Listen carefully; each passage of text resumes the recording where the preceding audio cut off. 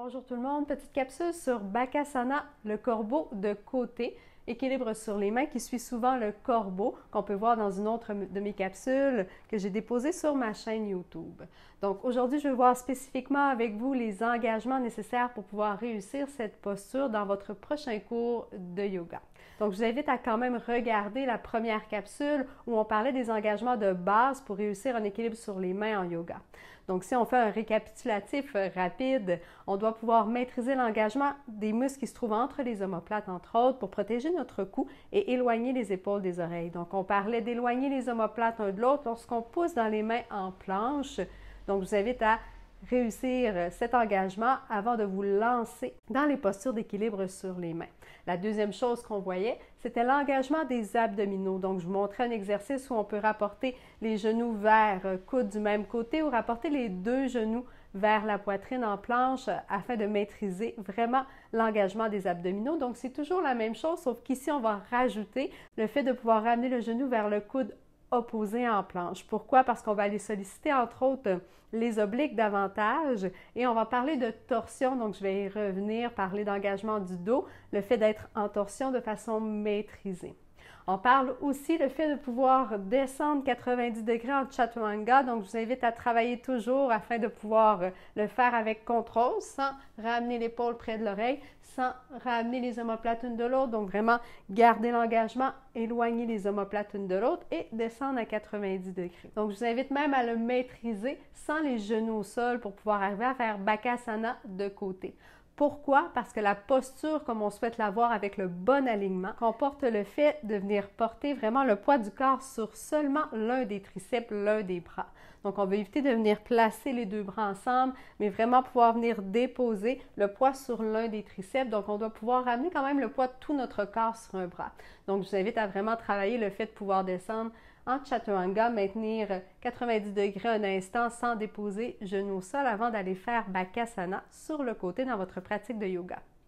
Finalement, je parlais de torsion. Donc, pour réussir Bakasana sans avoir de douleur au dos, souvent la posture va partir d'une torsion parce qu'on est dans une importante torsion pour pouvoir faire Bakasana de côté.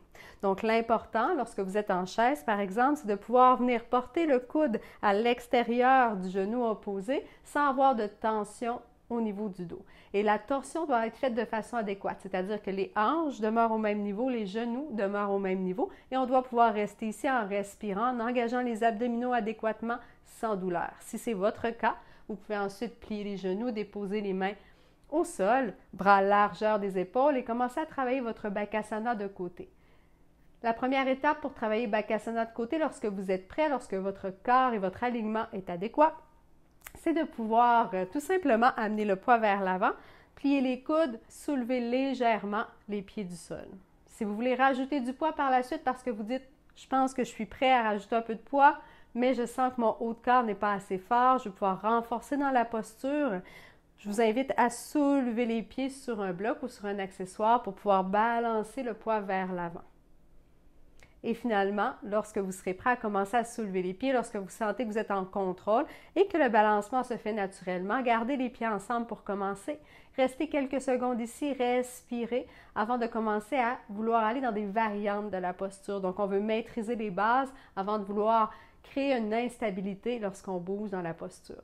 Quand vous êtes prêt, vous pourrez ensuite peut-être ouvrir les jambes pour pouvoir aller dans une posture plus avancée. Le retour doit se faire en contrôle comme l'entrée de la posture, donc n'allez pas trop vite dans les étapes, on va pouvoir y aller graduellement et ensuite revenir également en contrôle. Donc la prochaine fois que vous ferez Bakasana de côté dans un de vos cours de yoga, n'hésitez pas à choisir une des variantes, peu importe où vous êtes, que vous soyez tout simplement au fait de rester en torsion sans déposer les mains au sol, donc on évite Bakasana. Si vous vous retrouvez en torsion, déposez les mains au sol, peut-être juste plier les coudes, déplier les coudes en alternance, peut-être soulever les pieds sur un bloc, ou soulever tranquillement les pieds et finalement peut-être ouvrir les jambes.